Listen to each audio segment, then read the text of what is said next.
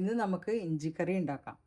അപ്പോൾ അതിന് വേണ്ടത് ഇഞ്ചി മെയിൻ ഐറ്റം, പിന്നെ ചുമന്നുള്ളി, ഒരു 2-3 വെളുത്തുള്ളി, 2 പച്ചമുളക്, പിന്നെ വറ്റൽമുളക്, വേപ്പില, പിന്നെ മുളക് പൊടി ഉണ്ട്, മഞ്ഞൾപ്പൊടി ഉണ്ട്. മുളക് പൊടിയിൽ കാശ്മീരി മുളക് പൊടി ഉണ്ട്, മുളക് പൊടി ഉണ്ട്. അത് കാശ്മീരി മുളക് പൊടി 2 ടീസ്പൂൺ എടുത്തു, എരിവുള്ളത് 1 ടീസ്പൂൺ എടുത്തു. കാരണം ഇഞ്ചിക്കറിക്ക് അങ്ങനെ എരിവ് വേണ്ടല്ലോ, ഇതിലും മധുരമാണല്ലോ ഇച്ചിരി മുന്നോട്ട് നിൽക്കുന്നത്.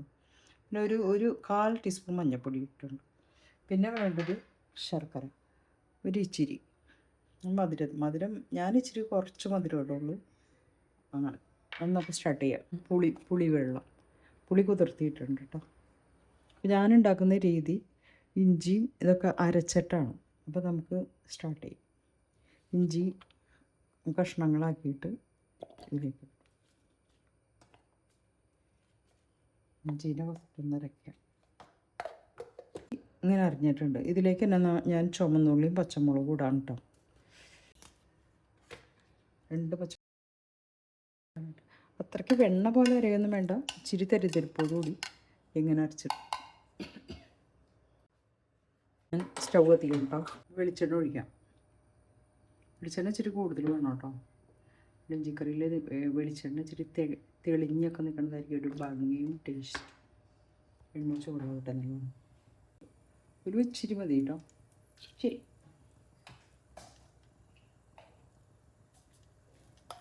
കടുക് ഒരു ടീസ്പൂൺ,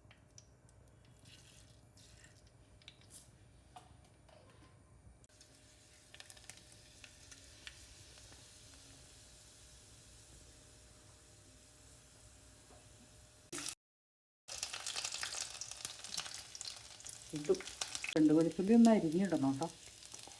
എന്നിട്ട് നമ്മുടെ ഇഞ്ചീനെ ചേർക്കണം.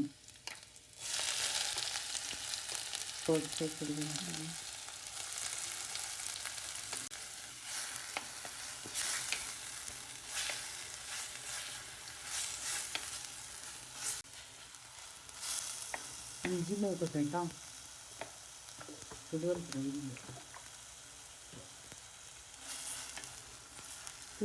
ഇഞ്ചി ഇങ്ങനെ കുറച്ച് ചട്ടിയിൽ പിടിച്ചെന്ന് ഓർത്ത് ഇത് ചെയ്യണ്ട. ഇഞ്ചിയുടെ ഒരു മൂപ്പാകുമ്പോഴത്തേക്ക് അത് ചട്ടിയിൽ നിന്നൊക്കെ വിട്ട് കിട്ടും.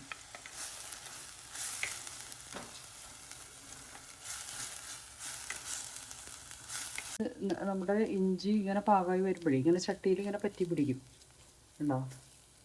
പക്ഷേ ഇങ്ങനെ ആകുമ്പോൾ നമ്മൾ നല്ലപോലെ ഇളക്കിയെടുക്കാൻ മതി. ഇളക്കിയിട്ട് അതിന് ചട്ടി പിടിക്കാണ്ട് ഇങ്ങനെ ഇളക്കി കൊടുത്തോന്നു. അപ്പോൾ അതിങ്ങനെ വിട്ട് കിട്ടും. നമ്മുടെ ഇഞ്ചി നല്ലപോലെ മൂത്തിട്ടുണ്ട്. ഇടയ്ക്ക് വല്ലാതെ അടി പിടിക്കണം എന്ന് തോന്നിക്കഴിഞ്ഞാൽ കുറച്ച് വെളിച്ചെണ്ണ ഒഴിച്ച് കൊടുത്താൽ മതി കേട്ടോ. അവിടെ നല്ലപോലെ ഇളക്കാം. അപ്പോൾ ഇഞ്ചി നല്ലപോലെ മൂത്ത മണം ഈ കളറിലൊക്കെ ആയി വരുമ്പോഴത്തേക്കും നമുക്ക് നമ്മുടെ മുളക് പൊടി, മഞ്ഞൾപ്പൊടി ഇവരെ ചേർക്കാം. നമ്മൾ വേപ്പിലയും കുറച്ചിട്ടുണ്ട് കേട്ടോ. ഈ മുളക് പൊടി ഒന്ന് മൂക്കട്ടെ, എന്നിട്ട് നമുക്ക് പുളിവെള്ളം ഒഴിക്കാം. സിമ്പിളാണ്. ആ ഇഞ്ചി വേവണ ഒരു താമസം മാത്രമേ ഉള്ളൂ. ഇങ്ങനെ ഉണ്ടാക്കുമ്പോഴത്തേക്കും നല്ല കൊഴുപ്പിൽ നമുക്ക് ഇഞ്ചിക്കറിനെ കിട്ടും.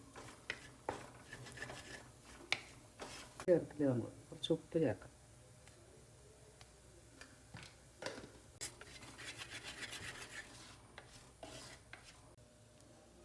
പുളിവെള്ളം ഒഴിക്കാം കേട്ടോ.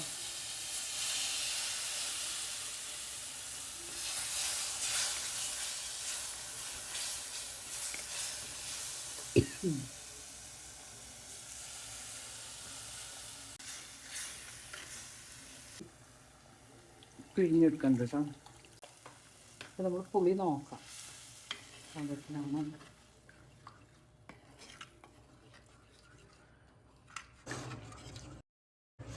ഞാൻ ആദ്യം ഈ വലിപ്പത്തിലുള്ള പുളിയാണ് കഴുകി ഒഴിച്ചത്. അപ്പോൾ കുറച്ചും കൂടി വേണമെന്ന് തോന്നി. അപ്പോൾ അത് കാരണം വീണ്ടും ഇത്രയും കൂടി തന്നെ എടുക്കണ്ട കേട്ടോ. നല്ലപോലെ ഞെരടിയിട്ട് നമുക്ക് എന്തോരം വേണം. ഇപ്പം ഞാൻ ഇഞ്ചി അത്രയും എടുത്തുകൊണ്ടാണ്. ഇങ്ങനെ അരച്ചുണ്ടാക്കുമ്പോൾ ഇഞ്ചി കുറച്ച് മതി. ഞാൻ കുറച്ച് കൂടുതൽ അളവിൽ ഉണ്ടാക്കണം, അതുകൊണ്ടാണ് കേട്ടോ അത്രയും ഇഞ്ചി എടുത്തത്.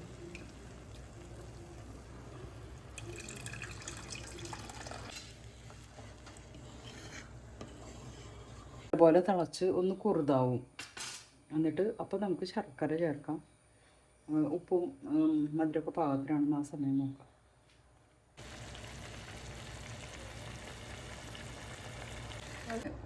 ഇഞ്ചിക്കറിയുടെ എണ്ണയൊക്കെ തെളിഞ്ഞു. ഈ സമയത്ത് നമുക്ക് ശർക്കര ചേർക്കാം. ശർക്കര പൊടിച്ചാട്ട് ചേർക്കാം. ഇനി നമുക്കിതിൻ്റെ മധുരമൊക്കെ പാകമാണോ എന്ന് നോക്കാം. ഞാൻ ഒരു കൂട്ടം കൂടി ചേർക്കണ്ട കേട്ടോ.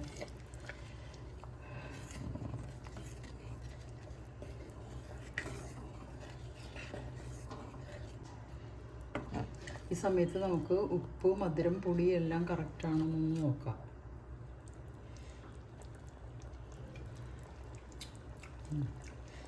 കുറച്ചുകൂടെ മധുരം ചേർക്കാം. വേറൊരു സാധനം കൂടി ഞാൻ ചേർക്കണം കേട്ടോ. ഒരു നുള്ളു കായപ്പൊടി, ഒരിച്ചിരി.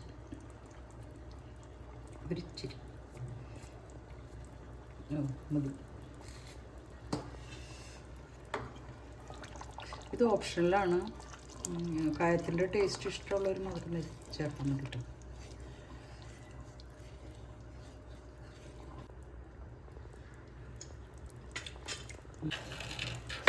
ഞാനിതിലേക്ക് കുറച്ച് ശർക്കര കൂടി ചേർക്കണം.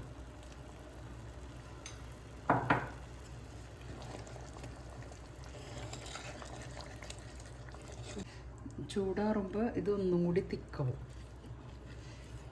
ഈ എണ്ണയൊക്കെ തെളിഞ്ഞ ഈ ഭാഗം എല്ലാം കറക്റ്റാണ്. നമുക്ക് ഓഫ് ചെയ്യാം കേട്ടോ. ഇപ്പോൾ സ്റ്റൗ ഓഫ് ചെയ്യാണ്. ഇതായിട്ടുണ്ട്. ചൂടാറുമ്പോൾ നല്ല പാകമായിരിക്കും. ഇപ്പോൾ ചൂടോടുകൂടിയല്ല ചൂടാറി. ഇത് 2-3 ദിവസം ഇത് പുറത്തിരിക്കും. ഒരു കുഴപ്പമുണ്ടാവില്ല. 3-4 ദിവസമായിരിക്കും. അത് കഴിയുമ്പോൾ കൂടുതൽ ദിവസം ഇരിക്കണമെങ്കിൽ നമുക്ക് ഒരു കുപ്പിയിൽ ആക്കിയിട്ട് ഫ്രിഡ്ജിലോട്ട് വെച്ചാൽ മതി. ഓക്കെ, എല്ലാവരും ഉണ്ടാക്കി വെക്കണം. ഇഞ്ചിക്കറി റെഡി ആയി കഴിഞ്ഞാൽ 100 കറി റെഡി ആയിട്ടുണ്ടെന്നുള്ളതാണ്. 100 കറിക്ക് തുല്യമാണ് ഇഞ്ചിക്കറി. ഓക്കെ, എല്ലാവരും ഹാപ്പി ആയിട്ട് ഓണം ആഘോഷിക്കുക. നമുക്ക് അടുത്ത ദിവസം നാരങ്ങ കറിയുടെ റെസിപ്പി കാണിച്ചു തരാം കേട്ടോ.